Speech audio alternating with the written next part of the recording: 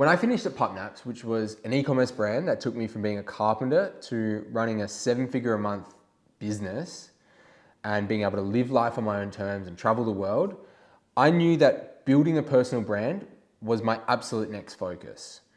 I see personal branding right now as one of the most valuable things that anyone can do. It will open opportunities that you can't even envision. And the network that you can build is like nothing else. Now, I could have rolled into another e-commerce brand very easily with all of the power and the knowledge that I have behind me, but I decided to go all in on personal branding first. And the reason being, as I said, is the opportunities. Now that I have built this audience and I will continue to build my audience, the opportunity for me to go back into running another brand or to launch another brand with all of these extra eyeballs and with all of this extra knowledge that I have built is an attractive opportunity. Getting to my first 10,000 followers did not happen overnight.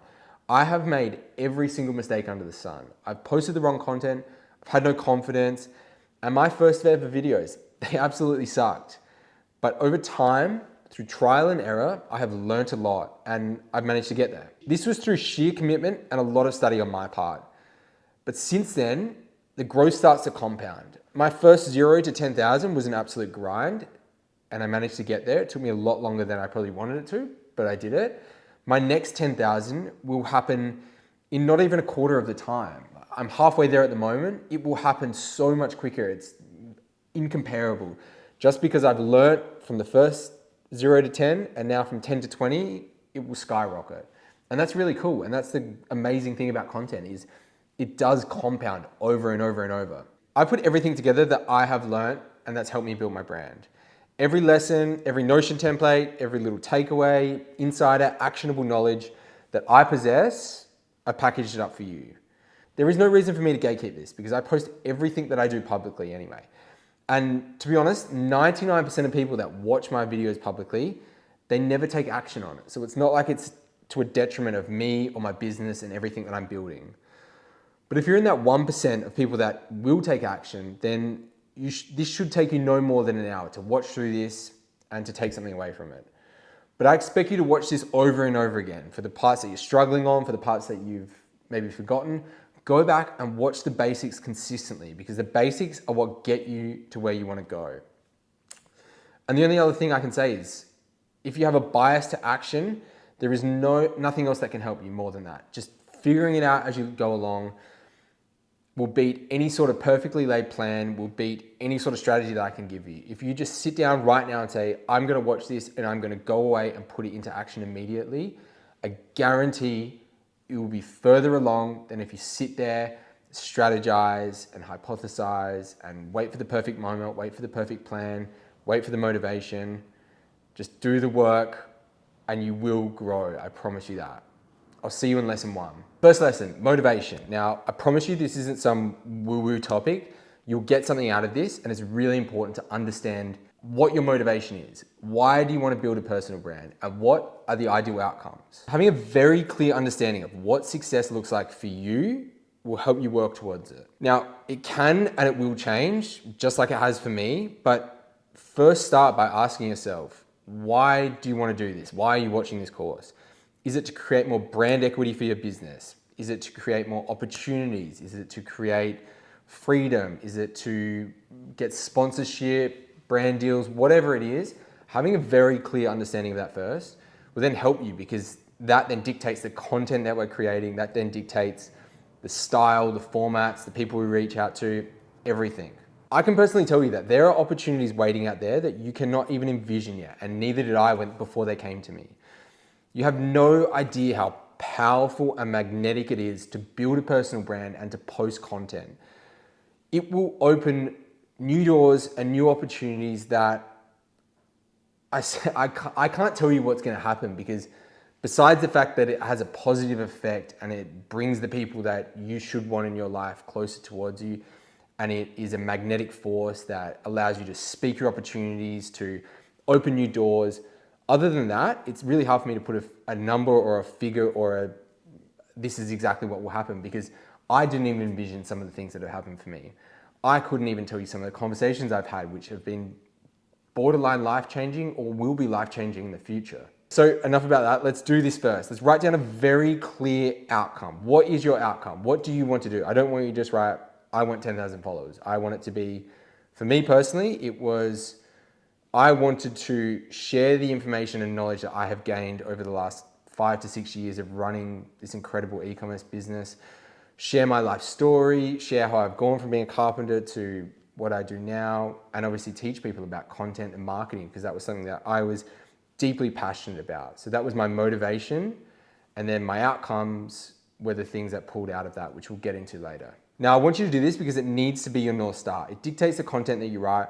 It helps you stay true to your core mission, and you don't get sucked into trends and distractions. Once I knew what I wanted to talk about, and I wrote it down, and I had a very clear title, and this is my mission, I just needed to build the confidence to then go and talk about it. Because as I said, I knew I had all this knowledge. I was watching people with a lot less knowledge, but a lot more confidence, having a bias to action and just sharing their message, which I didn't agree with, but they were the ones winning. So we will go through the commitment in a later module. We will go through the ideation, the filming, the scripting, all of the stuff that you need to build that confidence up. But as I said, very clearly, what's your motivation? And we'll go into the next lesson. Commitment is the second lesson, but it was the first big learning curve for me. We are currently trained on instant gratification and wanting everything right now. And with cheap views and no shortage of seeing someone else's highlight reel, it is incredibly easy to get disheartened and think that you should be doing the exact same thing. So you should have this overnight success that they're seemingly having.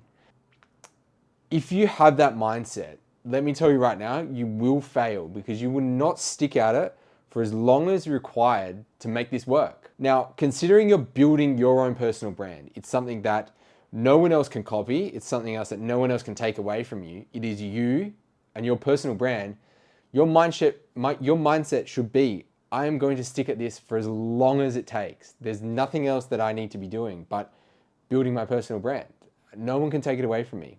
No one else can change that. So that's the first thing, is how committed are you to this? Because it does get hard and it does suck sometimes. I'm going to break you down. I'm going to go through a couple of breakdowns of this, when it sucked for me, how I've worked through that. And then obviously we're just going to keep building and building and getting into the more tangible takeaways. But it's really important for me to preface this and talk about commitment. So think about the short-term pain of sucking at something, which is a new skill that you're learning, talking to camera, being in front of camera, of posting to your friends and family who may or may not support you, or may not have some comments that they're going to be making. I'm not going to lie to you. At the start, it does suck and it is weird and it's a hard skill to learn. My first videos absolutely tanked. Very few views. I was awkward on camera. I said a lot. I was flat. I had no facial and hand expressions, and they sucked.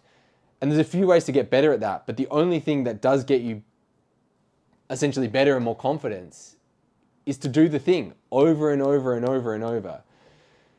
So as I said, I'm not going to lie to you, it does suck, but you need to be prepared to commit to that and get through that period, because it does get easier. I am so much more confident now.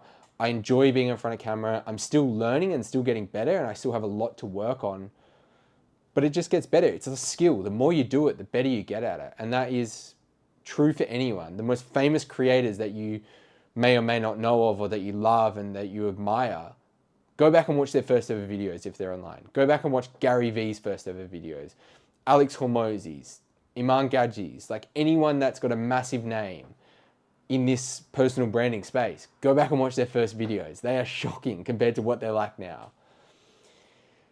So when you're starting out, 1 post a week is better than none. 3 posts a week is better than 1. I am of the view that you should be focusing on quantity over quality. The more that you do something, the better you are going to get at it, the faster you're going to get better at it. I am also very aware that you have full-time jobs, you have families, lives, whatever it is, other commitments, but make some sort of a commitment to posting a certain amount of pieces of content every single week and stick at it. The more you can do, the better you're going to get. It's as simple as that. Tell people about it. Be public about it. when I started building my personal brand, I was going okay. I was posting maybe every second day, sometimes every day. And then I came up with the idea of I'm going to post 30 tips in 30 days. And my trajectory skyrocketed because I showed up every day. I built this habit of posting every day. People bought into it. They loved it. They loved the fact that I was showing up every day consistently. It was a series. I named it. And that then skyrocketed into me now where if I have something to post about, I might post 5 times a day if I have the content there. Sometimes I might only post once a day. But that habit that I formed in that 30-day period, I don't want to say changed my life, but you could say that to a degree. It really skyrocketed my growth. So I'm not going to give you a magic number, but the second lesson is pick a number and stick to it, and then push yourself to get better from that. If it's 2 posts a week when you're starting for the first month, I love it. Perfect. You can do that. It's absolutely fine. If you're going to post every weekday, you can do that. Whatever you say you can do, you will go and do it. Because if you don't commit to it, and if you don't stick at it, all the strategy I give you in the world, all of this information that you're going to learn past this point is pointless almost. And someone else like myself that is super committed, that goes all in on something, they will come along and beat their competition, because you have one person that's half in on something and you have one person that's all in on something. You're going to back that person that just goes hard at it. Now, when I say all in, I don't mean you don't need to post every day. But if you say, I'm going to post 3 times a week for the next 6 months and I'm going to grow my personal brand, that will work. As long as you're consistently showing up and you're consistently trying to get better and you've made that commitment to get better. So that is all on this point. It is really important that I talk about this. That is the tangible takeaway. Pick a number, stick to it, and push yourself to get better. I am living proof of that. My first videos completely sucked. I stuck at it for a long time. I blocked out some of that noise of external noise of friends, family, making snide comments. You sift through that, you build on it, you build a bit of resilience.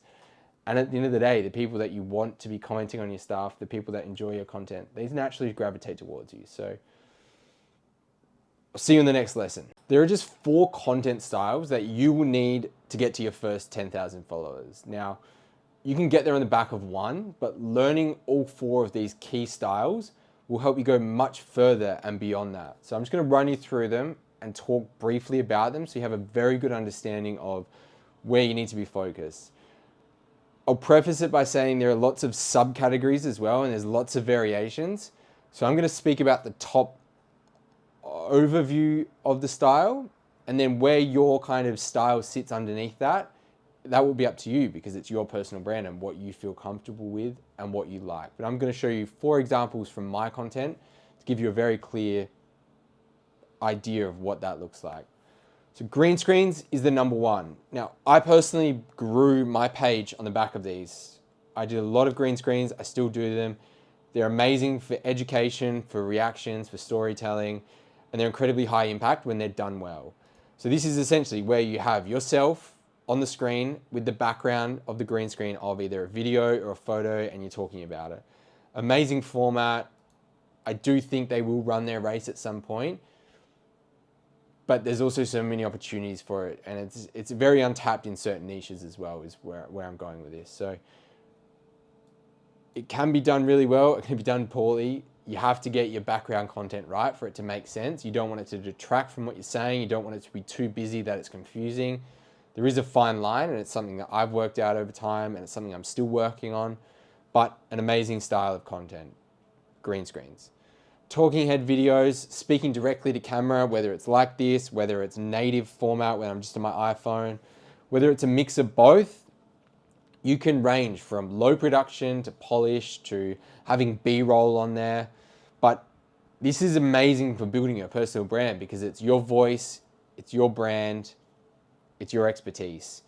So 2 examples I've got here on the screen of me, go backwards, of me talking, just talking on my iPhone. The other one is me, again, talking face to cam, talking head, but I've added some B-roll, and it's kind of like a variation of a green screen where I've got the footage behind me. These are all things we can play around and learn with it at a later date. But talking head is probably the easiest one to get started on in terms of it's just you and your face, but it's also the hardest in terms of it's you and your face. It's nerve-wracking. It's harder to get over that hill of starting out. So I really like low production stuff like this, the native. It's like you're on FaceTime to a friend. It actually makes it really easy. Go on a walk, talk while you're on the phone, while you're driving. Like if you've got a hands-free thing, talk to the camera like you're on FaceTime to a friend. It's actually a really good hack to just get better at talking on camera.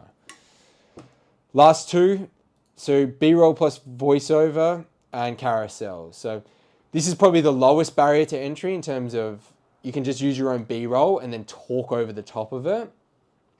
There are endless applications for this. You can do it so many different ways in so many variations. So I'm not going to go into them all, but here are two different ones where I've done it, where it's just the B-roll of me, and then it's more of a day in the lifestyle one, very common again, but can be boring, so it's hard to get these right. And then carousels. I post a lot of carousels. I actually turn all of my reels into carousels, and these are amazing for me. This performed better than my original reel, and my original reel went really well, but my carousel as a follow-up worked even better. So sometimes the carousels work better, sometimes the reels work better. And that's just a little bit of a hack for when you're growing, is if you have something that works, change the formats up consistently. Just reuse the content that you've already got. This isn't a new idea. This is the exact same idea I had, but I just repurposed it. So B-roll with voiceover, if I go back to it, as I said, low barrier to entry if you're camera shy, super easy to get right. I will go into how to create them further into the course, but go and watch some of these voiceovers, either of mine or of other creators, and look at what they do well. What I would say is a lot of common mistakes people make is they go, here's a day in my life. I wake up at 5 a.m., 6 a.m. ate breakfast, 7 a.m. did this, yada, yada, yada. That's actually boring because I could see what's happening on the screen. I don't need you to then tell me about it. So I always want you to narrate something else that's happening. What can I see that's happening on the screen? What's a big lesson you've learned? What's a story you want to tell? That's how to do these voiceovers well compared to just narrating what's already been visually shown. So that's it for the 4 content styles. As I said, you can either pick one to scale to 10K. You can trial 4 to scale to well beyond 10K. You can do a mix of a couple, but between these 4 styles, you won't need anything else. This lesson is about equipment. Now, you need nothing more than a phone to get started. There are people out there generating millions of views and making millions of dollars with just an iPhone. So I'm not going to sit here and tell you need to go and buy these things. You need this equipment. It's going to make you better or faster, whatever it is. You only need the basics. If you want to go and buy a camera, if you already have a camera, if that's something that you're interested in, go and do it.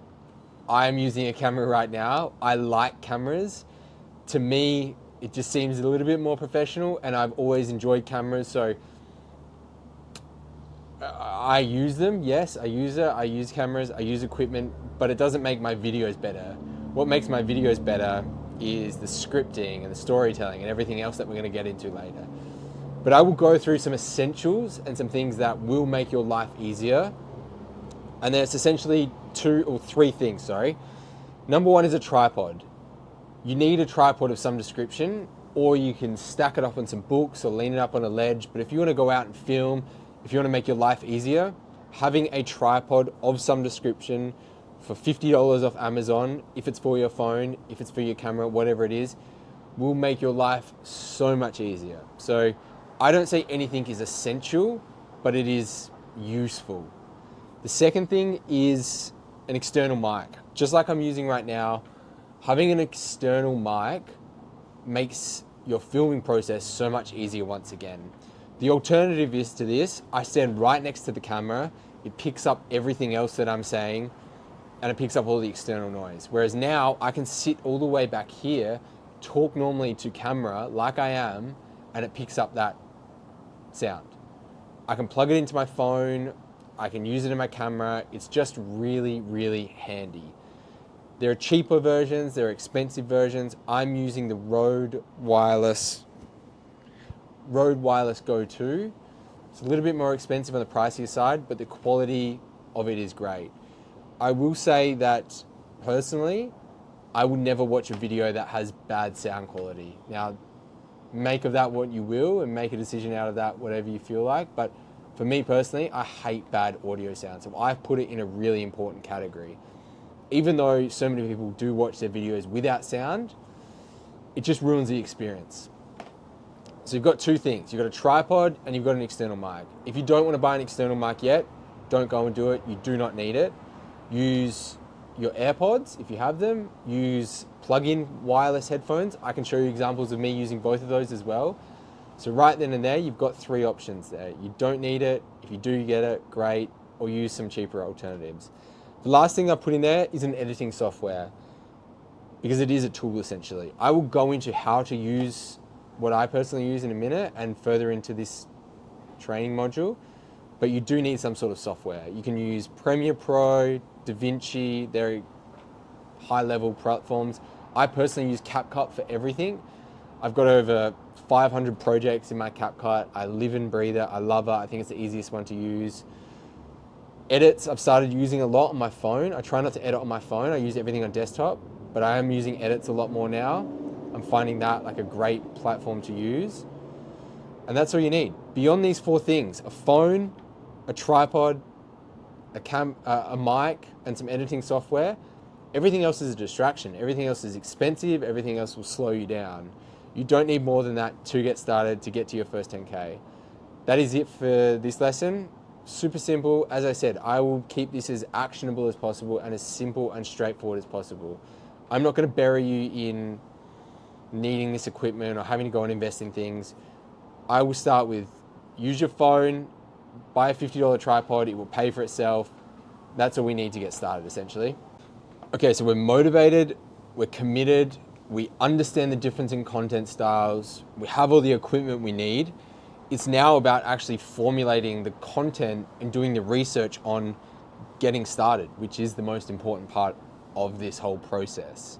So by defining the target audience, by defining who you want to speak to, the content that you want to create, the people that you're inspired by, that's how we then craft our own personal brand and create our own style based on that. So there's a couple of things that I'm going to run you through on what I do, how I get started, how I got started, how I work with other people on this as well, how I get them to craft their own, essentially like a lookbook, an inspiration hub, a folder of people that they want to work off of. So there's two places that I want you to look at, YouTube and TikTok. I think they are the best platforms in terms of content and for research function. Instagram's a lot harder. It's much harder to go and search for the things that you're looking for. TikTok and YouTube, their search functionality is amazing and it will have everything that you do. So I'll give you a couple little takeaways and I will show you some actionable things that you can do. The first thing to do is scan. Let's go with YouTube first. Say I want to be scanning YouTube. I will go and look for people in my niche or adjacent niches and look for outlier videos. Now, these guys are all big creators, so it's a little bit harder in terms of looking for their outlier videos, but something like this Callaway video where it's how to become a master storyteller. This has substantially more views than any of these other videos. So this is an outlier. I know this is an interesting topic for a large audience of people. Can I watch this and turn it into short form videos? Can I put my own spin on it, my own experience? Can I make a reaction video to this of me watching it and then going and putting it into practice? There's so many content ideas I can make out of this. Another creator, exact same thing. He's got a lot more steady views, so there's no real outliers. But this in itself, the Stussy case study, this is clearly an interesting topic that people like. Can I go and create my own videos based on this brand? Hormozi, a little bit of a harder one because he's such a big creator, and I tell people not to look for the biggest creators all the time. Maybe take some inspiration from them, but when they have so many views across so many consistent videos, it is a little bit harder to look for the outliers. And this is why I wanted to bring him up and say, don't just go and look for the biggest creators in your space. Look for the smaller ones, or look for the people that maybe have 5,000 subscribers, but they have a video that's got 100,000 views, like something that is an outlier compared to their subscriber to view ratio. Look for outliers because they will give you good signals of good videos. YouTube's the first place. The second place is TikTok. As I said, You can either search for specific topics, search for specific phrases that you want to be creating content about, or every time you see a video, save that video for whatever reason it is that you liked it, that the hook got you in, that you were interested by it. I have 50 folders across all of my different platforms of just random stuff. Marketing advice, creative content inspiration, marketing concepts, videos I want to recreate. There are so many videos that I see that I go, I can do that better. I can put a different spin on it. That was interesting to me. That was a good hook. Save them and religiously look back on them. This will help you so much. Don't just save them and never look at them again. Set a time once a week, whatever it is, once a fortnight, and be specific with your scrolling. I say to people all the time, this is a phrase I always say, scroll with intention. So when you're on the platform, don't just sit there mindlessly scrolling. Scroll with intention. Look for things, look for signals, look for hooks, look for styles that you like, and save them. Organize them all into files, into hook types, style, theme, lesson, virality, and revisit them week by week. The last thing I will do, and I will show you, is create a sheet like this with your creators that you have in there, with the link to their content, the style of their content, topic, hook, script, and views. Use a template like this. I will link the template to this. Use this in your research page. Dump some ideas into there. Look at it every week. Look for the outliers. Look for the things that the best creators are talking about. What are their hooks that they're consistently using? How can I then put them into my own videos? This won't work for every style of creator, and this won't work for every style of video, but you need to be looking to other people for inspiration. One, because you'll never run out of ideas, and two, you understand what's working in the market. That is the main thing. You need to understand what is actually working. When you're starting out, if you just try and forge your own path and go at it yourself, it is really hard, and it takes much longer than just looking at other people and going, okay, they're doing this is clearly working. I'm gonna put my own spin on it and try and recreate it, or I'm going to take inspiration from it. I'm gonna take the 3% rule that I've spoken about previously. There is no shame in looking to what other people do and doing it yourself, because it's clearly working for a reason. So that's how you start to do your research. You've got your platform scans, so YouTube and TikTok. You've got your organization, where you're creating your hubs and folders, whether it's on Notion, in Google Sheets, in the platform where you're saving them all. And then you've got your daily or weekly sheet document that you are putting everything into. And you're objectively looking at it and going, okay, here are the common themes that this creator is talking about. I'm gonna go and do something similar. Here are the common themes this creator, or here's the common hooks that this creator is doing. I'm gonna go and use that hook. If you do that, you will fast track your growth so much. Super important. Research is not everything, but almost everything in terms of when you're starting out or when you're trying to get to your first 10,000 followers. All the information is out there. All the creative ideas are out there. You just need to collate them to what suits you, to what suits the outcomes that you want to achieve. Put them in a doc, go away and action it, and I guarantee you will cut through much faster than if you just sit down and go, what am I creating about today? I'm gonna make up a video today. And you keep doing that over and over again. One, you'll burn out, and two, you won't come up with good ideas because you don't know what is a good idea yet. So research, super important. Do it all the time. I do it every week. I'm researching my own stuff. I'm researching the best creators in my space stuff. I'm looking at what they're doing. And it's just a never-ending cycle of looking to what the market's doing, looking into what they're interacting with, looking for outliers or for new trends, and putting them into practice myself. One more really important module to get through, which is the hooks. If you don't understand the hooks, or if you haven't been online and heard people talking about hooks, then they are pretty much the most essential part of a video. We have, a common term is to say that you have 3 seconds to hook someone's attention in, or they will scroll. I actually think it's less than that, just because our attention spans are so short. And when we're scrolling and scrolling and scrolling, it is so easy just to go on to the next video and not care about what a boring video starts with. So broadly speaking, it's got to start fast. It doesn't have to be like tacky in that sense, but you have to start with some sort of intrigue or interest of some description. So I'm going to go through the structure of a good hook and the types of hooks so you have that understanding as well. A couple of things that I want to mention and talk about. We'll go through the types of hooks first. So we have visual, verbal, audible, which is kind of like verbal as well, and then a text hook. So I'm going to show you some examples at the same time. We're going to run through them. So if we go straight into it, so visual hooks, what's something different? So this is a kind of a visual hook. I'm riding on the bike, it's something unique, something different. That is what I would consider, and I was trying to go for, a visual hook. The next one is, this one is a text hook essentially, where I've got the text hook here, but I'm also using it as a verbal hook, as an audible hook, because I'm not speaking in this video, but what I am doing is using the sound to then match cut. I'm using the sound to then match cut to the clip. So a little bit of a different one. I won't try and confuse you too much. I'll try and keep it as super simple as possible to follow along. This is a verbal hook, I would consider, but also a visual hook, because the main two elements of this are, what am I saying? So I'm walking into screen and talking, so that's the verbal part of the hook. Then the visual part of the hook is I've cloned myself and I've put myself in the corner as well. So two variations of the same hook essentially, or like putting two pieces of a hook together, or two styles of a hook, putting it into the same video. And the last one we go to, again, I don't say anything in this video. It went super viral. All it is a text hook. So you'll notice in all of my videos, 9 times out of 10, I always put a text hook there.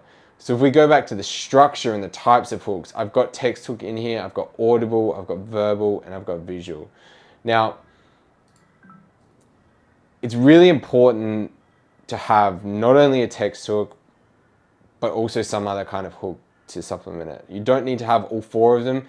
You don't need to have 2 of them sometimes. You can have just one, but it needs to be very clear on why you're doing it. When I'm talking about something, when I'm trying to explain something face to cam, I have a really good example here of when I'm talking, say, with a native style, I always put a text hook over it because I want people to be hooked in. They don't know what I'm talking about yet. They don't have 10, 20 seconds for me to get into my story and to get into my point of why I'm telling them about why they shouldn't try and film themselves. So I need the text hook there to support what I'm saying. Same with this video. There's no context. If I was just a montage of me running, no one would care. No one understands it. So if it needs context, if it supports the video that I'm talking about, that is why I add a text hook in there. The visual hook speaks for itself. You can do crazy things, you can do simple things, you can walk into frame, you can open a door. I've made so many videos in this, so I won't go into the millions of different types of visual hooks. Verbal hooks, again, are you saying something? Is it a voiceover? Can they hear a sound? That goes into the audible category. So between those 4 types, that is how I structure my hooks. Now, to go into the structure, actual proper structure of it, especially if I'm saying something or if I'm trying to understand something, I always have a really good structure. I have an understanding of the target. Who am I targeting with this video? What is their dream result? And what is the solution to the dream result? So you put all that into either the way you say something or the way you write something or the way you structure it. Keep this in mind when you're structuring your hook. It shouldn't just be a broad hook. You want to be very targeted. You want to be very clear on what everyone is talking about. And that's pretty much it. The 3 frameworks is, as I said, who am I targeting? What is the dream result? And what is the solution to the dream result? So that is all on the hooks. We'll go into the ideation next and I'll run you through what that looks like and how that all comes together in terms of when the hook sits in the video, when the ideation comes together, because it's really important to not only think about the hook as a standalone part of the video, because it then dictates the rest of the video.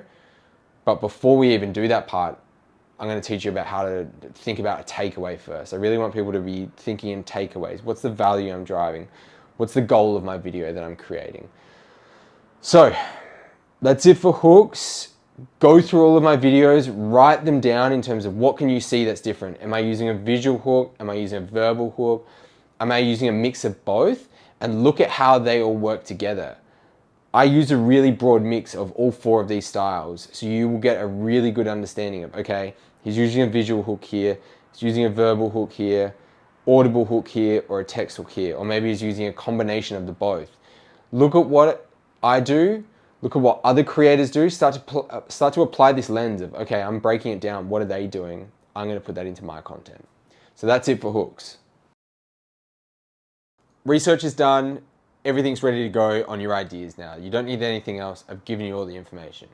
So I'm gonna run you through how to come up with ideas, some little tactics and hacks that I use, and how you can make your first videos from the end of this. So how you can come up with the ideas for your first videos at the end of this little module.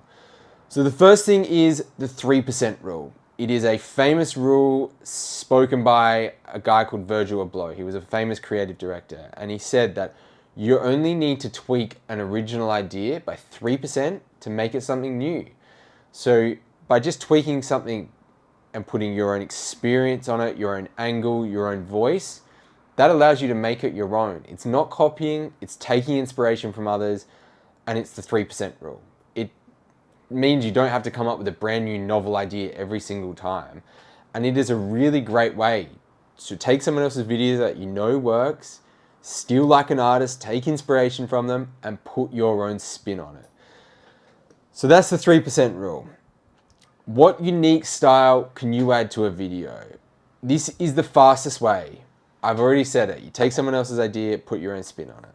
Number 2 is to take the most important part of a video, which is the hook. That is the most important and strongest part of the video. Take someone else's viral hook, use it in your own content. So it doesn't need to be a direct hook related to your niche.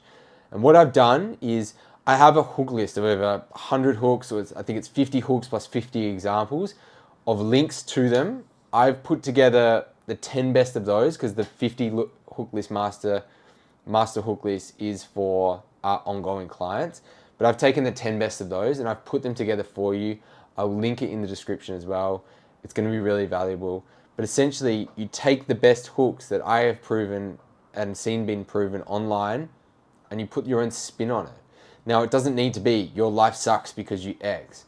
It could be your diet sucks, or your workflow sucks, or you're not something because you X. It's very simple to just take a concept that's working and put your own spin on it. Now this is a powerful reframe because it unlocks so much growth. In your travels, in your time of scrolling, every time you see a good hook, no matter where it's from, save it in your hook library, as I've already spoken about. Create a bank of usable hooks. Use the inspiration that I give you, but then also create on top of that and make it really in depth and add more to it. And the last way is a format flip. So convert viral carousels into reels and vice versa. Break long form YouTube videos or LinkedIn posts into shorter videos. I do this with all of my content. I look at, okay, if I make up a short form video idea, how can I turn that into a long form video idea? How can I make that into X post? How can I make that into long form written copy? If I see a viral LinkedIn post, what's my reaction to that? Can I make a video from that? As I've said many times already, all the information is out there. You just need to put your own lens on it and have this intention of, I see an idea, I'm gonna go and put it into practice. Okay, so we've put our lens on everything. We understand where we're gonna bring ideas from. We understand how to find ideas out in the big wide world because we're seeing all these ideas from other people, all of the inspirations out there. The last thing I want you to do is once we have an idea and it's time to script, before I write that script, before I write my hook, I write down my takeaway. What is my goal of making this video? Now for me, my North Star is always I want to give value. So that means, but when I write it, you can see here very clearly, I say, what's the takeaway and the goal? Why am I making this video? Once I have a very clear understanding of why I'm making this video, then I write my hook and then my visuals and my script come from that. If I do it the other way around and I just think in visuals or I just think in hooks and I lose that North Star of I want to give value, it's very easy for me to start going into areas that I shouldn't be going into, or it's very easy for me to not understand why a video did or didn't work. So once I have a clear idea of what the goal is, then I think about the hook, then I think about the script, etc., etc. Now, this isn't a perfect formula. Sometimes you'll come up with the hook first and then you need to work backwards. It's absolutely okay. But as a very good mental framework, think takeaway first. What's my goal? Then my hook, and then my script after that. If you use that as your baseline of how you create content, it will be so much easier because it's systemized, it's easy to follow, and it takes all the variables out of it. I've written out a very short script to show you exactly how I work and just to give you a little bit more context on another template that I'm going to give you. Now, for me to get to my first 10,000 followers, I needed to script everything out. It was a new skill. I struggled with it. I was not very confident. I couldn't get my points across as well as that I would have liked. And because my main focus was talking head videos, I needed to script everything out. It's as simple as that. I scripted everything down to the syllable. Now, the reason I did that was because I could then practice it. I could read my script as I've got on screen. I would say it out loud 3 or 4 or 5 times. I would practice with my hands. I would talk to myself. I'd talk in front of the mirror just to get better and to sound more natural. You don't have to do it. If you're confident in just talking and you can get your point across without rambling, good for you, do it because it sounds more natural. But this helped me a lot and I swear by it, and I use this scripting and shot list template a lot still. So I have written a short script. I'm pulling it up right now. The goal and the takeaway is it's a reminder about people's insecurities and telling them that at the end of the day, no one really cares and it's okay to go and film. It's okay to go and try new things. And you will go through this exact thought process when you try and grow your personal brand. There will be doubt. There will be people that have something to say that you shouldn't really care about, but you will. And they only care about it because they're not used to seeing it or they don't understand it. So I wouldn't read too much into it, but I've written a short script. I don't know who needs to hear this, but just post the video. And I'm going to be in a cafe. I'm going to go and say it in a public setting because I think it adds depth to the video that I want to post here. So I've got my hook up the top here. I don't know who needs to hear this. I've got my visuals sitting in a cafe up close and personal. What's the takeaway and the goal? Reminder that no one actually cares and our insecurity is holding us back. This is a super short script. There's only one really talking point about it. There's no other takeaways. It's simple, it's straightforward, and this is all you need to start essentially. Now, this is my short list template. This is how I script things out. I drag everything into here and as I said, I write it out line by line and then I color code everything. So I know that for these 2 opening shots, this is my hook, my second line. I'm in close, the angle is low down, and I'm saying something visual like face to cam. I'm doing B-roll for these 2 lines. I'm going back to wide, medium, wide. But you can see here that they're still color coded the same way. I don't know why these are orange. Ignore that. What color is that?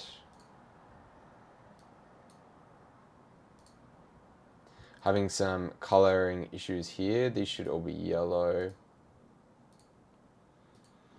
So ignore that. Color coding is how I know where my shots are going to be. You can see here very clearly, everything is color coded. I know what shot it is. Now, because it's color coded here, I don't need to move the camera. I know that the first 2 shots are close up. If this was close and then wide, say, or medium, that just means that the camera stays in the same location, but when I'm editing, I'll cut in a little bit more, just to add a little bit more depth and in and out on the camera. And that's it. I dump it all into here. I write it out line by line what I want to say. If it's a green screen, if it's a voiceover, whatever it is, just having some sort of visual representation of what I want to say, how it's going to look. Super simple. The only other thing I do is if I'm on my phone and I don't have my script on there, or if I have my laptop with me, I'll just tick these off as I go, one by one. So as I film it, I'll tick them off. Say I want to film these 2 lines and these 3 lines. I want them all to be the same camera angle, and I'm going to chop and change from the B-roll to the face to cam in the same. So say I've colored these the same as well. So that would mean that those 2 lines are the same. Then I go to B-roll, then these 3 lines are the same. So I would film these all at once. Then I would move the camera, say my B-roll lines, or if I need to say in a different location. It's just about planning and making things as easy as possible for me because I'm doing everything myself. And when you're starting out, you do everything yourself as well. That's all it is. Doesn't need to be anything more than that. You can use this, you don't have to. I will link it in the notes of this, and that's the script. The next video that we have, we will be going out into the cafe and filming it, and I will talk through some of the things that we need to be focusing on when we're filming, like the script rehearsal, the 3-take rule, where we're filming. I'll show you some different angles. I'll show you some different or common mistakes. I'll film some stuff here as well, just so it's not all in the cafe and in public, because lots of people are going to want to start by filming at home. And that's it for scripting. You should be able to write a script now at the end of this. Just one little update. I forgot to add a couple of key points to my scripting that I wanted to run through, and I felt the need to make a second video about it because I was very angry at myself. The script flow. So we've always got the idea, we've got the takeaway, we've got the hook, and then we've got the main body and the call to action. That's pretty straightforward. When I'm writing out in my shot list template, now I've only written out a very short script. It's going to be 15 to 20 seconds, I would say. In the example that I'm showing you on screen right now, that is a much longer script. That's probably closer to a minute, maybe a minute 20. I know, having written so many scripts, that anywhere from 15 to 20 is about that sweet spot. A little bit short is great, a little bit longer is okay as well. It just depends on how interesting your video is, essentially. But anywhere around that's gonna be about 60 seconds, give or take. What are the other dot points I've just missed? Rehearse and practice your lines. Now I mentioned this in another video, but I can't stress this enough. The more that you practice, the more that you say your words, the better it will sound. The 15 minutes, the 20 minutes, the 5 minutes, whatever it is that takes you to practice it, say it out loud, say it in the mirror, the better you will be when you say it on camera. Shot list template, I've already gone through it, and then level up gradually. Now, I'm gonna film my example video in a cafe. I don't expect you to film your first video in a cafe. I would never in a million years have gone and filmed my first video in a cafe. I have worked up to this point, so it's a pretty cool representation of my first videos. I hated it. I couldn't even have my partner in the house. I was so scared. I was very quiet and timid. Whereas now I love being in public and filming. So I'm living proof of that. Start at home, get comfortable talking to camera, and level up gradually. I want you, when you're scripting and when you're trying this process, I want you to push yourself, but don't push yourself to the point where it's just not gonna make good content regardless. If you really wanna challenge yourself, by all means go and do it, because it's the fastest way to learn. You're just gonna jump in the deep end. But it's all a process. It takes time. I don't expect you to be good from video one. My first videos sucked. I can barely watch them compared to how much more confident I am now. So it will take time, but you'll get there, level up gradually. Sorry for missing this in the main video, but I just wanted to add this in as well. So when we go to film my video, there's a couple of things that I always like to do first that allows me to then execute on that filming process. I'm just going to start from the top and read through them all. So it's script rehearsal, the 3-take rule, natural light, and the audio check. These are 3 really important things that I would put in the necessary category. So script rehearsal. We've written out our script. We know exactly what we want to say. And for me, as I've spoken about, I need that structure and I need to be able to know exactly what I'm going to say. Now, I'm moving away from that a little bit to be a bit more natural, but when I started out learning that skill of talking on camera, I needed a very structured approach. So I write my script and then I say it out loud. I read my script 3 times at least, like I'm on camera. I will sit in front of my screen, I will sit with my phone in a mirror, whatever it is, or I'll just say it to camera as I'm reading on my phone, and I will and I will speak my script out. And I will deliver it like I'm on camera. I'm not just gonna read it and go blah, blah, blah, blah, blah, blah in a very monotone delivery. I'm emphasizing the words, I'm using my hands, I'm trying to reenact what it's going to be like on camera. And I keep doing it until I'm confident on it. Now, it's not about memorizing the lines. It's about building that confidence that I know what I'm gonna say, I know how I'm gonna deliver it, and it allows me to seem more confident on camera. This is a hack. If you do this over and over again, if you do it 15 times before you say your lines on camera, it will be better than 3 times. The more you practice, the better it's gonna sound. So do it as much as you can. The 3-take rule. Once I'm filming, once the camera is live, every line, I will give myself 3 takes to say the line. Now, This is really important because if I get stuck on a line for 10 goes, I will get really worked up over it and you become really, really stressed over it. Give yourself 3 takes, move on to the next one. It's this 70% is better than 100% kind of idea that I always talk about. Just do it, move on to the next one. You will get better with time, and your 3 takes in 6 months' time are going to be better than your 3 takes today. Natural light is important. Quality does come into it a little bit, but just going and filming outside in natural light where the sun isn't distracting or it isn't taking away from the shot is really important. You don't want to be filming in the dark. It's harder for people to see you. It's harder for people to get interested. So just think natural light, nice setting, not too much overpowering or reliance on artificial light is a really good starting point. And then the audio first. I think I mentioned this already, but I'm really, really big on good quality audio. Now, it doesn't matter if it's from a phone, a camera, an external mic, whatever it is. I really personally don't like bad audio, and I won't watch videos where they're peaking. So I'll test it. I'll check for sound if it's wrong, if I'm in a different environment, if I'm in a noisy environment, and then I'll go ahead and film it. Now, once you get used to the equipment that you're using and you know the levels that you're at, you probably don't need to check it every single time. But when you're starting out, I can tell you I have made so many mistakes and I've had to go back and fix old audio. I've had to go back and refilm things. I've had to go and use software to fix my poor audio quality. So check it first, learn your equipment, learn your environments, and just get it right. That extra 5 minutes of testing and checking things will save you having to go back and refilm things. They're the main things I always go through and check. Is my shot in frame? Is the lighting right? Is the audio right? Am I well practiced on what I want to say? And then it's just about getting filming. A couple of other things from a framing checklist that I think are really important. And I'll just flick through some of my videos. I've just pulled up random videos that we can look at.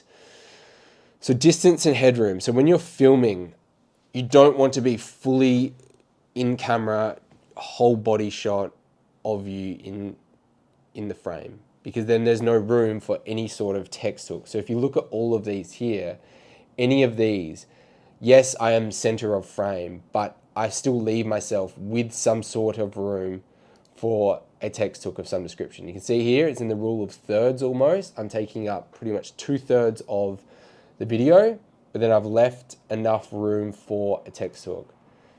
This one, a little bit different, where I've put the text hook over the top of me. Now, I don't normally suggest doing that, but because I wanted to emphasize that the baby was in there, I didn't want to actually show the baby's face too much. I put the text hook over the baby, but kept my face free, because at the end of the day, it's me. I want people to build visual recognition with me.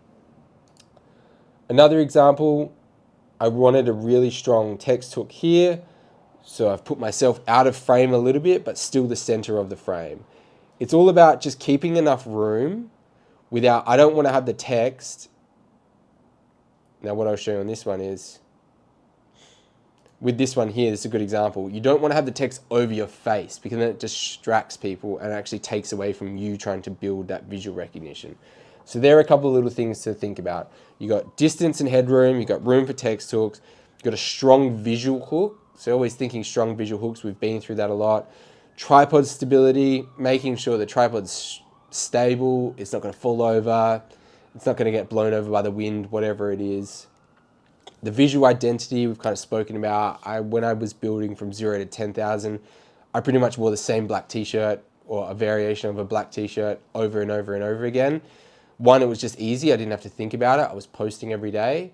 And two, people recognized me a lot quicker. I had the bookshelves behind me, I had the black t-shirt, and that really helped me cut through when I was starting out. Build some sort of mini shoot day checklist if you need it, and just the mindset of, as I've already spoken about, 70% is better than done, and you will just, the quicker you do it, the quicker you can move on to the next one, the quicker you can get better. Other than that, there's nothing really else that you need for filming. Just, I will keep saying it, and it sounds somewhat flippant, but just do the work. Everything that you're avoiding or everything that you're scared of is where the growth will come from. The more you practice, the more you play around with filming styles, the more you get in front of camera every day, whether or not you post it, the better you will become and the faster you'll get there. So that's all for filming on this module. Okay, so I filmed the video, not overly happy with it, but still got to film something. The cafe was a little bit harder to film in than I expected and anticipated, but that's absolutely okay because I'm going to run you through the basics of how I edit, where I edit, all the simple stuff that you're going to need to get to your first 10,000. This is everything that I did. Anything beyond this is extra, and that's extra skill that you can learn. There is 1,000,001 free videos on YouTube and TikTok on how to edit, how to do certain styles of things. I'm only teaching you the basics just so you understand how to navigate it, and then where your skill progression will come from is from just doing the editing and actually learning about it and doing your own research to find your own style, because I can't sit here and tell you exactly how to do every step of the video because it may not work for your style or it may not work for your goals. It's very individualistic in this sense. So I edit everything on CapCut. I've dragged my couple of files that have the audio on there. I've shot some B-roll while I was there just to add some more depth to it. And I'm going to run you through just importing onto the timeline, some quick cut keys, editing off the transcript, how to apply a consistent style to the auto captions, green screen, choosing simple fonts, text hooks, voice notes for voiceovers. This is a little trick that I'll show you. Adobe Podcast, I'll talk about that in a little bit later, and exporting the video. Other than that, there shouldn't be anything else that you need. Everything else is going to come from your own experimentation and playing around with it. So we have the main folder of all the videos I shot on the day. I have dragged these 3 onto my timeline. So this is my like cover timeline essentially. When I turn this on and off, you can see here, if I have something up here, see how it goes from here into black space. These don't actually become magnetic tracks. I try and work off of my baseline cover, dragging my files onto the timeline. Now you can do this on your phone or you can do this on your desktop.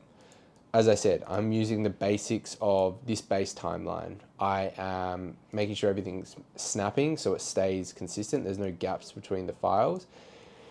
And the first thing I'm doing is, now, this is a weird little nuance, but with my portable mic, when I play the sound, it only records into one audio. So when it plays, it only plays out of one. So I just need to come into my audio and fill the channel onto the left side. Now, on a mobile, I wouldn't notice this, but on desktop, you do notice it when I'm editing with because there's 2 speakers on my laptop. So a little bit of an annoying thing that I always have to do. I could fix it in the settings, but sometimes when I use both microphones, I want to be recording in left and right. You don't need to worry about that, but this is just for me doing this right now.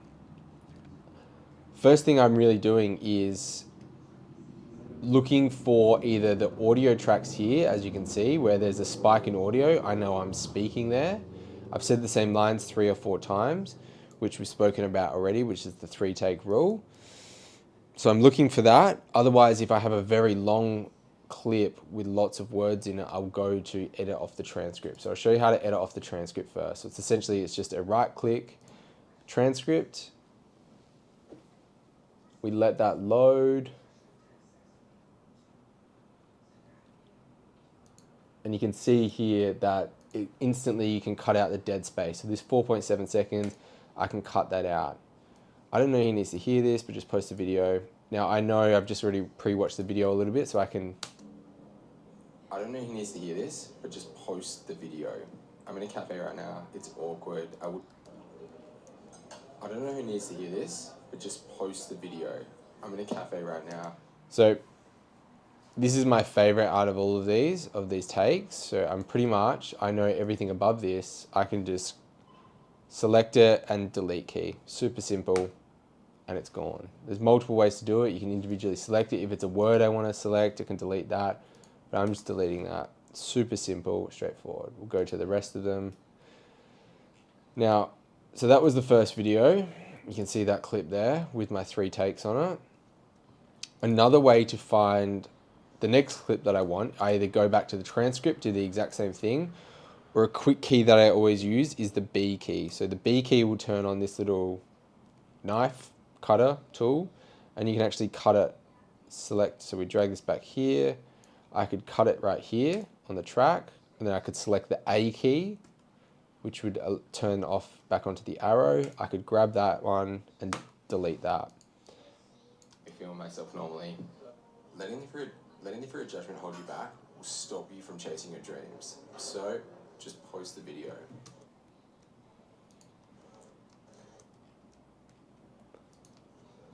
But at the end of the day, now, this is my bad. I need to drag these. I filmed these in the wrong order just from where I was sitting. So now I know I filmed this in the wrong order. Go through, fix this audio again. But at the end of the day, no one actually cares. So what if I get a weird look? They'll probably forget about me in 5. But at the end of the day, no one actually cares. So what if I get a weird look? They will forget about me in 5 minutes and I'll probably never see them again in my life. So that's probably the best of the takes. We can check on the transcript how many times I've said this again. So we're just looking for the main one. But at the end of the day, no one actually cares. So what if I get, well, there we go. So that's the main one that I want. I can delete everything else around that.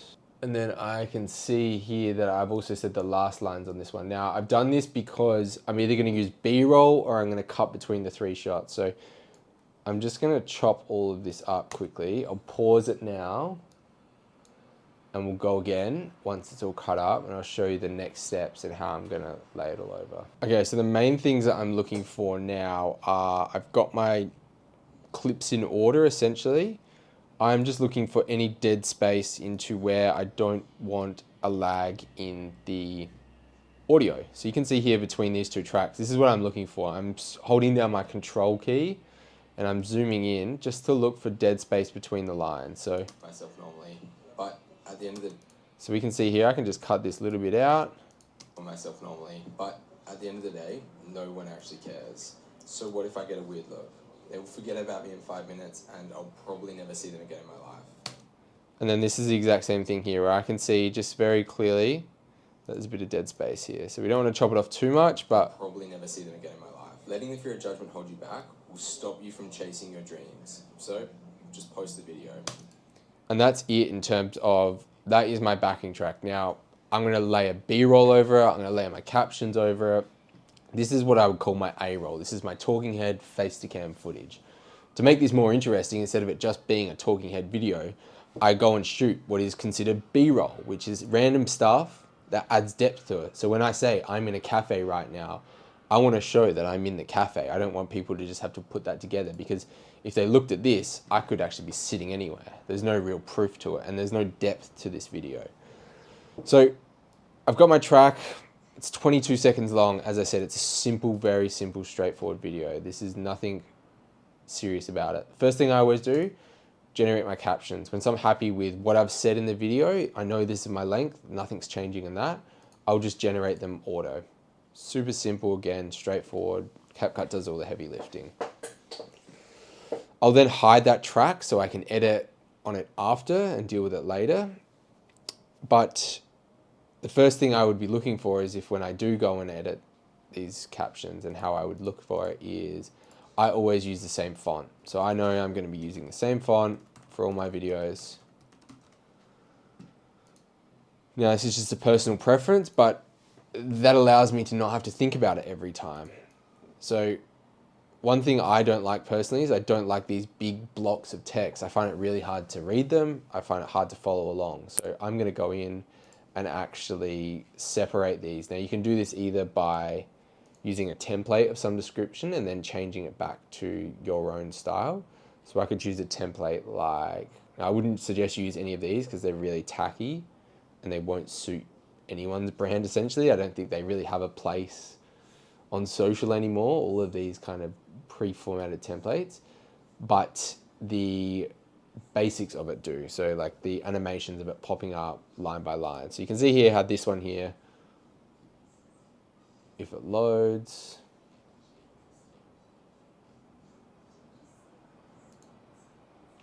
you can see here how this one's got a glow, but it pops up. I don't love the style of it, but what I would do is go through and edit it. Now you can't edit that one, so that's a bad example. It's awkward. I wouldn't want people to see me film myself normally.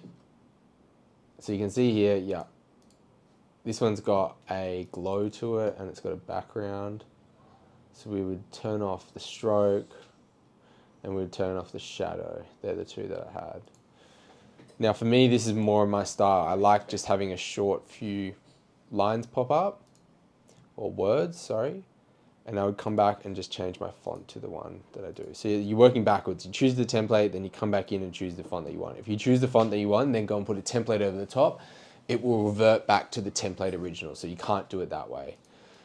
So it's awkward. I wouldn't want people to see. Now that saves me having to come in here and manually separate all of these. So I could come in here and press enter, enter, enter, and separate them all from the top down. But because I've used a template, I don't actually need to do this, which is cool. And it gives you a little bit more flexibility and it's quicker, I guess, to do that. So that's another thing we have to go through. Consistent style, I've just gone through. Now, if this was a green screen video, I will show you quickly how to do it because lots of people will be doing green screens, and green screens are a massive opportunity for a majority of creators. I think it's underutilized. They're a really great format. First thing I would do, once I've got my video length right and I know what I want to be adding to it, come in here and just do the auto removal. Again, CapCut is super easy at showing you how to do this. It's super easy to action. It's great to put it together essentially. Once I've done my green screen, or like once I've allowed it to auto cut out, sometimes it works and sometimes it doesn't. It's better, I would say, than using it in platform in Instagram or TikTok, but sometimes it is a little bit painful if your shadows are on your shirt or if you're not on a very clear distinguishable background. So when I film here all the time, it's a very busy background. It really struggles to identify what to cut out and what not to. So just think about that. Film against a plain wall with simple lighting so that it can easily distinguish what it needs to cut out. If I wanted to turn this into a green screen, as I've just said to you, now I would Control A everything once it's all aligned, once it's all nicely magneted up together. You know, everything's clipped up tightly, there's no gaps. Control A, and I would drag everything up just a little bit, purely based on the fact that I need to place a backing track to this. So this is my track here, this is my top layer. I need to add something behind it. Say we wanted to add the banana bread behind it. I would then drag this down onto the sub layer. Now I wouldn't drag it to this layer here unless I had footage the whole way through, because it ends up being a pain where, see how now they're connected? I can't do anything. If I try and move this track around at all, it stuffs everything up. So keep everything off the cover track unless you're just doing a straight head, talking head like this. It's a little nuance again. I won't go into it too much. But you can see here now, potentially, obviously this isn't a great example because I take up the whole screen, and this isn't a very good example of how you would film a green screen. But I could use the scale and pull it all the way out like this. I don't know who needs to hear this, but just post the video. Now this video doesn't work like this. I'm just showing you how you could create a green screen. Do not do this example. It's a bad example. This is purely for me to show you how to create a green screen essentially.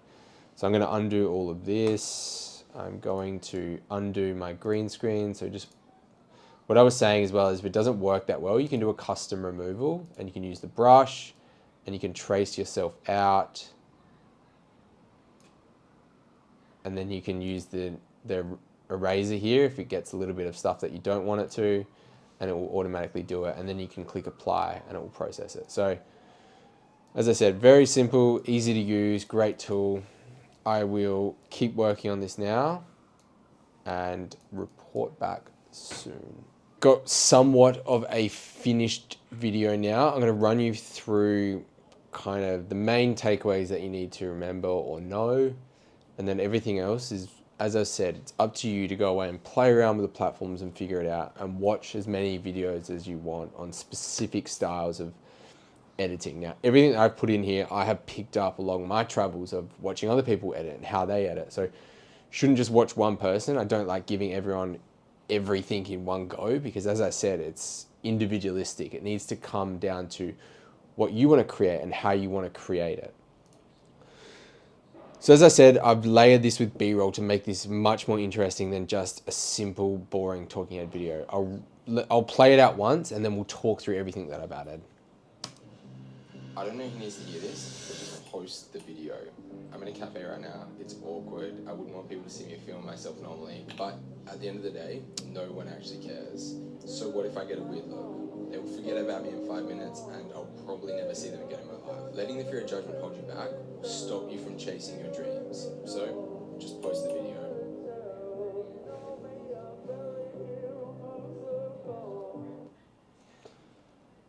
So first things that I did, as you probably can hear or see, is I've added a backing track. Easiest way to do it, and I'll show you exactly do it, is find the song that you want to go and use, look it up on YouTube, go to something like this, a YouTube to MP3, download that track, and then drag it into your editing software. Now, you obviously want to take it, you don't want it to take away from what you're speaking about. Sometimes you need to mute the sound, sometimes you want to change sounds, but that at its simplest form is how you get audio into your editing software. I don't like using any of this stuff that they have in here. It's all pretty average. Edits on the phone now, you can do it with in-app music, but again, having a track and editing to it is really easy and important for when you're trying to improve your editing or if you're trying to do voiceovers. So that's the first thing that I would do. If I was turning this into just a B-roll and voiceover video, which we've kind of spoken about a little bit, what I would do is I would record the audio track on my voice notes on my phone, and then I would drag it into the editor just like this as well. If the audio wasn't great, I'll show you a little trick that I would do, and I would go to Adobe Podcast. It's a free platform. I would drag my audio into Adobe Podcast. I would download that, and this will come back as an edited, nice sounding audio track. So we can drag this in here quickly and listen to it. If I just mute everything else so I can listen to this, and then I'll unmute everything. I don't know who needs to hear this, but just post the video. I'm in a cafe right now. It's awkward. Normally I wouldn't want people. So it actually sounds really crisp and clean. So it's a really cool way if you don't have any audio, if you've got really bad audio, if it's in a really loud and noisy place. Like if this cafe audio was all blown out and it was too crackly and it didn't sound right, I would drag it into Adobe Podcast. But I want the background sound on this, and I filmed it correctly knowing that it was going to be a loud environment. So that's what I would do, is I would drag this over here, and you would see then I could layer my B-roll over it and it would become a B-roll and voiceover video. But this isn't a B-roll and voiceover video. Just going to delete that little trick for you. We've done this, we've done this, we've done this. The only other things that we need to go through are, okay. So as I said, I have dragged my track onto here. I've got my font, which I've played around with. Now I'm using a couple of sound effects here and there. To get to your first 10,000 followers, if you're doing green screens, if you're doing simple talking heads, you don't need to understand this, but it will make you a better editor and it will make your content more interesting and engaging. So I have placed some, I don't know who needs a reverse cymbal sound here.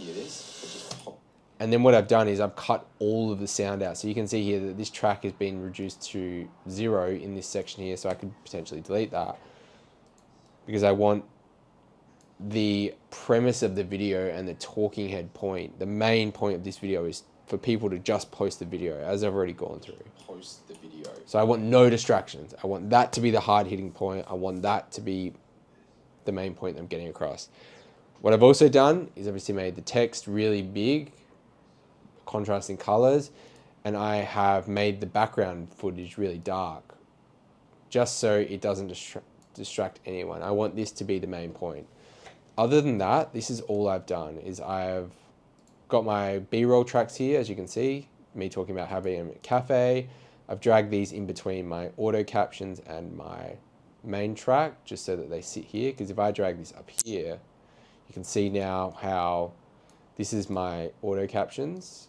It actually gets cut off and it sits behind the main video. So it's all about layering as well.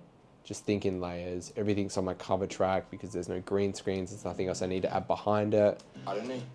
And then other than that, it's up to the individual to add the creativity to it. I've cut again. I could have removed this track and this track. So I'm just pressing V here, which hides it. It's a quick key.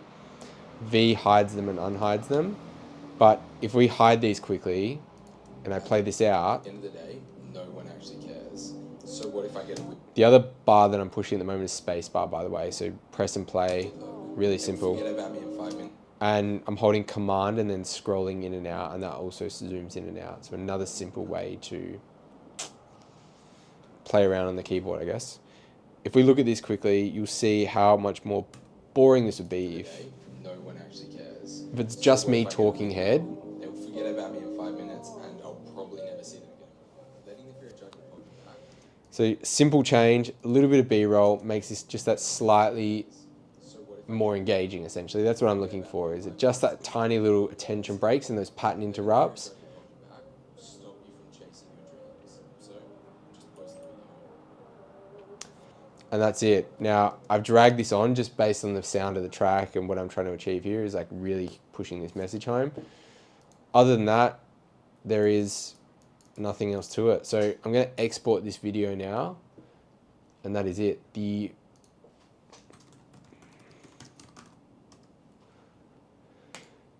export settings that I use for all my short form videos is 1080p. Obviously we're editing in 916 because this is short form videos. If it was a YouTube video, it would be 16:9. Everything for short form, 9:16. That's what the platform's like. I'm exporting it, even though I film in 4K, I export in 1080p, which is still a high definition footage, purely based on the fact that TikTok, Instagram will compress that video and they won't actually upload it as the best quality. Now, if I do it here, you still don't lose enough of, you don't lose a lot of it. You still lose some, obviously, but it doesn't allow the platform to compress it, which they may do a worse job of. So that's it. That's a video edited. Took me a little bit of time, a little bit of back and forth. I hope there's enough information here in terms of how to film talking heads, how to do a green screen now, how to add some sound, how to add some sound effects, and then adding your font and text. But as I said, it's really important that you go and do your own research and find your own style, because it is individualistic. I don't want you just to copy exactly what I've done here, because that's what's helped me grow, yes, but it's my style. You want to go and find your own style. Now, it could be very similar, and that's absolutely fine, but if you're just carbon copying someone else, it is really hard to then cut through and make your own visual identity, essentially. Your video is edited and you are ready to post. Now, I'm not going to sit here and tell you exactly when to post, what the right time is. At the end of the day, the way that the platforms are going, it really does not matter as much. I wouldn't post everything at midnight consistently, but a good video will get shown to the right people regardless of when you post it. Timing matters a lot less than consistency now. So choose a daily or a weekly slot, pick a time, and just stick to it. If it's twice a week, if it's 3 times a week, pick that time and just hit that consistently. As I said, it matters so much more that you're consistently posting other than what time you're posting. A couple of other things on posting just to get you going is every couple of months, take your best performing videos and not only refilm them and re-edit them, but also repost them. A good video will continue to carry and scale. So you can repost your best performing videos consistently, and you'll notice the biggest creators, they also do this. Not only do they reformat their best performing pieces of content, but they also just repost them straight up because it works. I've already gone through a lot of this as well, but pick one primary platform and then adapt for the others. So if it's Instagram that you're focusing on, go all in on Instagram and then look at your content and adapt it for the others. What works on Instagram more than likely won't work on TikTok and vice versa. They are separate platforms. They do have different nuances, and it is important to study both platforms and understand what content works on this one and what content works on that one. When you get the chance to use it, when it becomes available to you, as you start posting more and as you start to build a bit of a profile, you will get access to trial reels. it is an amazing tool to use because it shows your content only to non-followers. So it is an amazing place to not only test and test and test, but you can look at what resonates with people that don't follow you. So if you're creating content that people that don't follow you still interact with, that is a really good signal. If it gets shown to no one, you look at the hook rate, you're looking at the engagement and it's really flat, then that's enough of a signal. Then you need to work on something, whether it is the hook, whether it is the storyline, the editing, whatever it is. Using trial reels and using that platform is an incredible way to grow. Now, not only can you use it to test things, but take all your best performing videos and repost them to trial reels every week, every month. Do it more consistently because it will just keep getting pushed to non-followers. I use it personally a lot. I didn't really use it to grow to my first 10,000 because it only came in, I only got access to it in the last couple of months, but I'm using it now a lot more and it is an amazing tool to use. So trial reels, TikTok, kind of acting the same way where your videos get shown to non-followers, but both incredible assets to utilize to help you scale, to understand quickly, is this concept right? Is this angle right? Is this going to scale? That's all for posting. As I said, the only other thing you need to know is just consistency. Just post the video when it's ready. 70% done is better than 100% because you'll never get it to 100%. There's never going to be a perfect video. So I would rather you ship fast, post as quickly as possible, move on to the next concept, review your old stuff, and just keep moving forwards that way. More so than getting every single little detail right, because if you stress over those minor little details consistently, you won't be growing as quickly as you could, and you probably won't grow at all because you won't know where the issues are. So post the video, move on to the next one. So this is pretty much the last little piece of information that I have to give you, and it is about timeframes. I just want to preface this and say there is no fixed timeline. If you start this process and say, I need to get to 10,000 followers in X amount of videos or in X amount of time, it actually will probably not work out in your favor.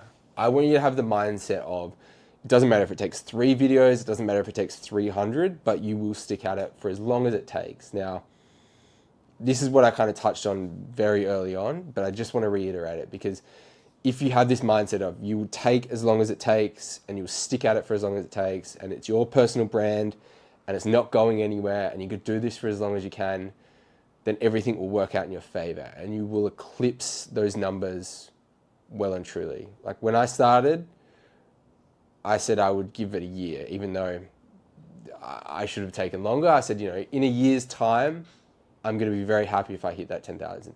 It took me a matter of months, to be honest. Once I just focused on that consistency of posting every day, showing up consistently, building on my momentum, it happened very quickly. And so from 0 to 10K was a grind, but I got there in a couple of months. 10 to 20 will happen in a quarter of that time, purely based on that momentum and that compounding momentum that I've built.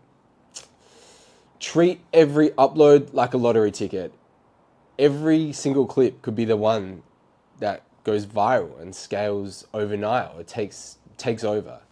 Every single time you post, it is literally a lottery ticket. You do not know what's going to happen. And I find that fun. I think it's all a part of gaming the process and embracing the uncertainty.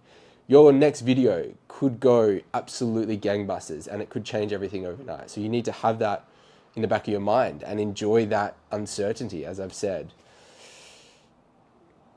I've already touched on committing to it for as long as it takes. And then the other thing is just the final kind of one piece that I want to talk about is repeating your North Star. Growing your personal brand is an incredible opportunity worth all of the effort and some.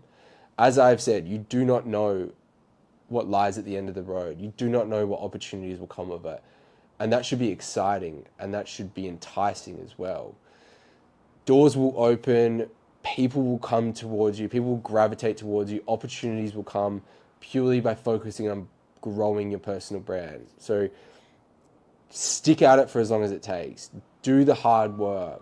Be okay with sucking at something for a little bit because the long-term benefits and the long-term outcomes, as I said, will far outweigh everything and anything that sucks in the short term. And the only other thing is when you reach your first 10,000 followers, please send me a message, tag me, share exactly how you got there. I'd love to see it. I'd love to support you. And I appreciate you for watching all of these videos. So now that you've gone through all of the course material, I thought it would be really interesting and cool to go through my page one more time and just show you very actionable advice, give you a couple more takeaways, a couple of technical things that I did that made me go from 0 to 10,000 followers. Now, I wasn't technically 0. I had 1,600 followers. They were all friends and family, randoms. I was living in Adelaide. I didn't have a personal brand. I was very small group of people that knew who I was online, outside of Adelaide, give or take. I didn't have a profile of any description. So that's why I say I started from 0. So I will just run you through, just going to ramble and riff about the things that I did that really supercharged my growth and the mistakes I made, which I think lots of people will probably make early on. So the first thing that I did was over editing. So when I started posting content, I really went hard on graphics, emojis, thinking that that was eye-catching and that was engaging. Let me tell you, it's not. It's heinous to look at. It's very poorly edited. It's just not a nice viewing experience. And where content is going right now, by the time that you watch this video, where content is going is this will not work. So do not do this. Less is almost more, essentially. Like when I started peeling back and just being myself, that was one of the main things. Now, I'm not going to repeat everything that I've spoken about in the course, but one thing I will tell you is when I was in this stage here of posting content, I was trying to posture myself as an expert. Now, I was talking about something different. I was talking more about e-commerce, which is obviously something I would consider myself somewhat of an expert on. Like, I had amazing experience, run an amazing brand, generated a lot of revenue, but I was trying to push that onto people instead of just being myself, instead of acting more like who I was. I was afraid to have a strong opinion. I was afraid to swear. I was afraid to just be myself. And now that isn't for everyone. And I don't suggest that people, when they're trying to grow a profile, just start swearing their heads off and being abrasive, because it can turn away a lot of people very easily. But it was a little bit of a confinement in terms of like I was trying to posture myself as an expert. So that didn't work. It fell on flat ears. I was only showing my content. My content was only getting shown to my friends and family. They didn't give a shit about e-commerce. No one was interacting with the videos. I had no confidence. I was flat. Wasn't working. The other mistake I made early on here was I was listening to so-called experts that had never grown a personal brand. I was taking advice from the wrong people. It's essentially what I was doing.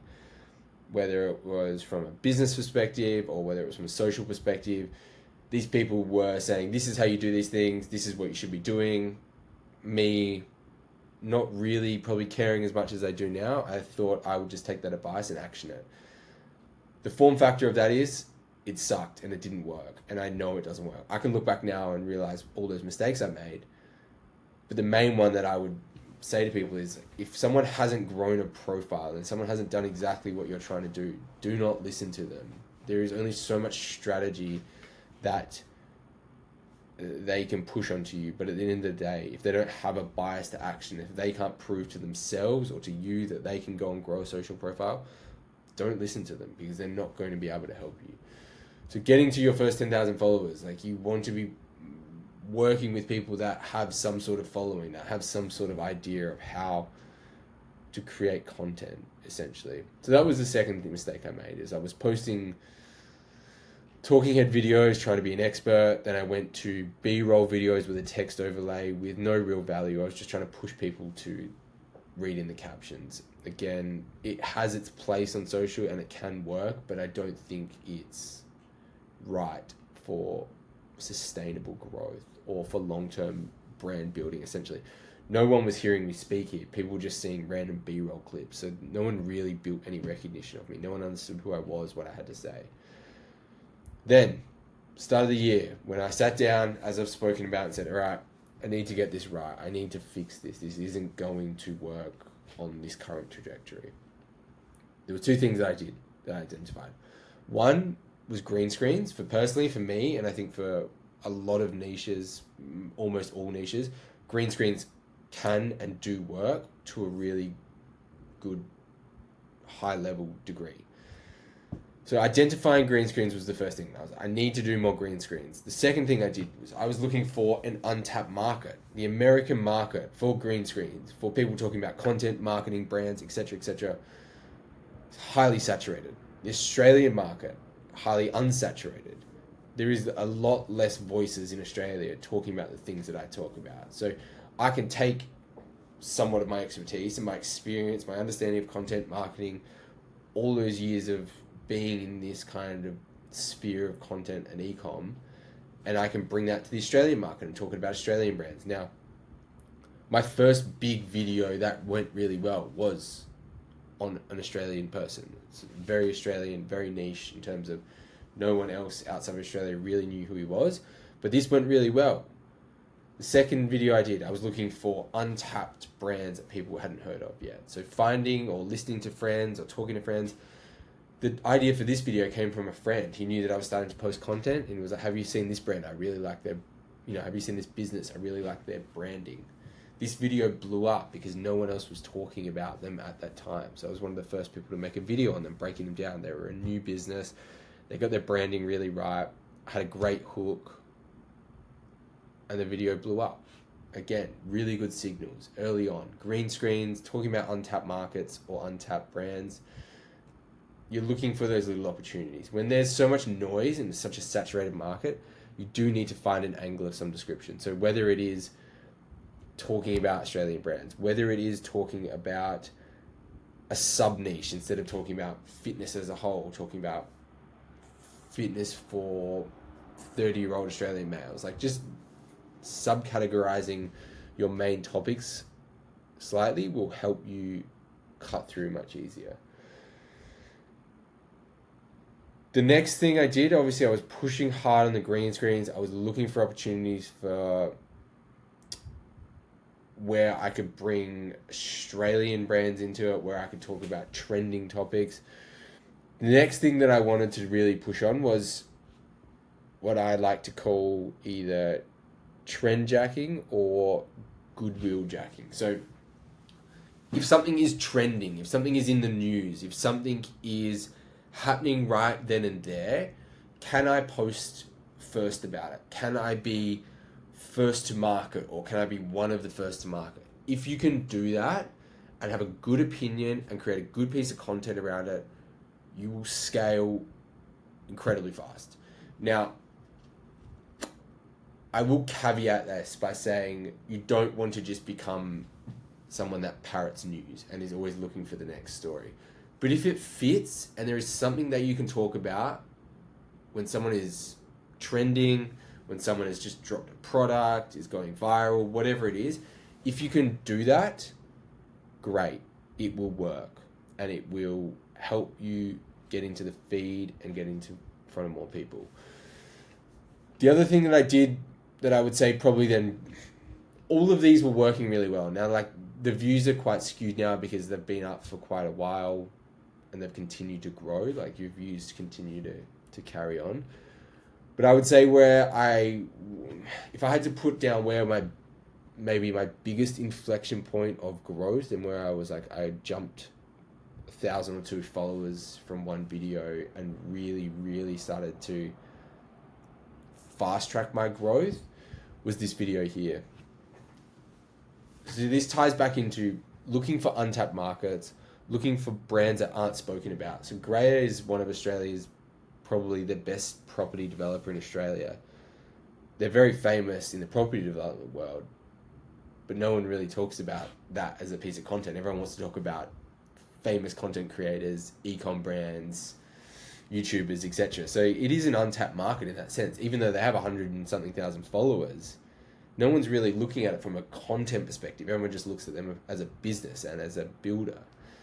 So I made this video about them and they shared it. And then that opened it up to a whole new world of people. They're hundreds of thousands of followers. So if you can make, and this is one of my really very key points of why I was making videos about not only brands, as you can see here, but I was making about individual creators. I was making these videos with a very clear goal in mind that I hope they share these. I'm not ripping into these people. I'm just saying, here's exactly the playbook that this expert in their field is doing, in the hope that they share it, or in the hope that someone who likes that creator or likes that business comments, shares, does whatever on it, engages on it. So it's a very clear mindset. I'm looking for trends. I'm making good content, and that's where that goodwill jacking comes out. Like, I'm making nice content about people that I think are doing a good job in hope that they share it. It's a very clear strategy. Lots of people do it. It's a volume game. Not everyone's going to share it. Not everyone's going to care. But it does work. And it worked for me 110%. A couple of mistakes I made. Got some early traction. Things were going well. Then I decided to change up my format. When you have something that works, when you know what's working, do not deviate from it. I started posting these. No one cares about my tweets. Like, it was pointless. It was a waste of time, waste of effort. I did it for a week or two, and then I was like, this is stupid. I need to stop. I did this because I saw Alex Hormozi and someone else, Cody Sanchez, like two creators with 1 million, 2 million followers, whatever they have, like millions of followers. And I thought, oh, that's a good idea. Honestly, not worth my time right now. If it was completely automated and I didn't have to go in, export them, upload them myself, maybe I would continue doing it. But right at this point in time, when I was like, still only a couple of thousand followers, complete waste of my time. So as I've said many times over, stay the course, stay focused, don't get this shiny object syndrome. So that was a mistake I made. Back to making content about people that I like, people that I support, people that I think are doing a good job. Oscar Ledlin, again, he shared it. He has 60, 70,000 followers. That brought me in a whole new audience. That got me in front of new eyes. I did a follow-up video, part 2 of Grey Air. If you have something that works, repost it, repurpose it, do a follow-up video. I've spoken about this lots in the course. This is all building. And then the only other thing that I would say, I was getting close to 10,000 followers around this time between all of these videos here. So the reality is, it wasn't a whole lot of videos. It was just a much clearer plan. My editing got better. I invested the time in learning how to use CapCut properly. I created content that was clearly good for social media. I wasn't just posting these boring talking head videos thinking that they just had to work because it was a nice setup. It doesn't work like that. No one cares who I am. No one cares who you are to start with. So go and make content that's going to work on social media. I'm not saying go and make green screens. It works for me because of my industry and the things I was talking about. It may work for you, it may not. It's about testing what are going to be the best formats for your industry and doing that whole research piece, which we've been through in the course. So I'm not going to rehash that. The only other thing that I would say probably then skyrocketed my growth, got me over the line to that 10,000 followers, was I did a series. And I've spoken about it in the course. There's lots of information on it. Finding a repeatable series of some description. I was posting almost every day, but maybe it was every second day. Some days it'd be 2 days in a row. Some days I'd have a break. I went away for a wedding to Sri Lanka, so that kind of slowed down my growth. What kicked me into gear? I woke up one day and said, I'm going to post a series for the next 30 days. I didn't think about it. I didn't stress about it. I didn't even have the 30 videos planned out. I just said, for the next 30 days, I'm going to post 30 tips in 30 days. I had a lot of knowledge to give, had a lot of experience to share, understanding of things I wanted to post, broadly speaking. I posted my first video, and then I thought, holy shit, I need to make this work now. So I was close to, I can't even remember, to be completely honest, but I was getting close to 10,000 followers. But this 30-day series, posting 30 tips in 30 days, completely supercharged my growth and brought in so much business, brought in so much growth, and really solidified that growth. So it's been a bit of a mix around in terms of what I've spoken about, but the green screens are the main thing, the trend tracking, posting goodwill content in hopes that people will share it. So like picking out specific creators with followings that aren't in the millions because they'll never see your videos probably. You can try it, but like people with 100,000 followers or 50,000 followers, they're more likely to see your videos at the end of the day. And if you can create nice content about them that shows what they've done or talks about something they did well or how you do something better for them, that is a good opportunity for them to share it. So I will continue to do that. The only other thing I did was, obviously, again, exact same format. I just chose a different builder. There's a Concreter. They shared my video. They have a huge following as well. Massive amount of engagement on that one. And then this is where it started rolling. I started picking up formats that started working more, breaking down brands that are doing things well. And then, as I said, I went into the series and things blew up after that. So from a content perspective, I hope this gives you a little bit more information because I didn't go too deep on everything I did. I hope this kind of summarizes it. I hit 10K, I can't even remember, way down here somewhere. So just after the series started, I think it was down here somewhere. So since then, as I've said in all the information I've given, like the next 10,000 followers will come in a fraction of that time. It'll come in like a month or two, which is cool to see. The momentum, it compounds. The faster you post, the more you post, the better you get at posting, which I personally think I'm, my skill level from starting to now, even 6 months ago, even 3 months ago, understanding what works, what I should be posting, what I'm focusing on, how I'm delivering it, it just compounds. And the only thing that you can do to get better at that is to just do the work, take the basics that I've given you. There's nothing else that you really need. Like everything's there. Just, the only other thing I can say is just do the basics really well and it will get better. So hope this helped.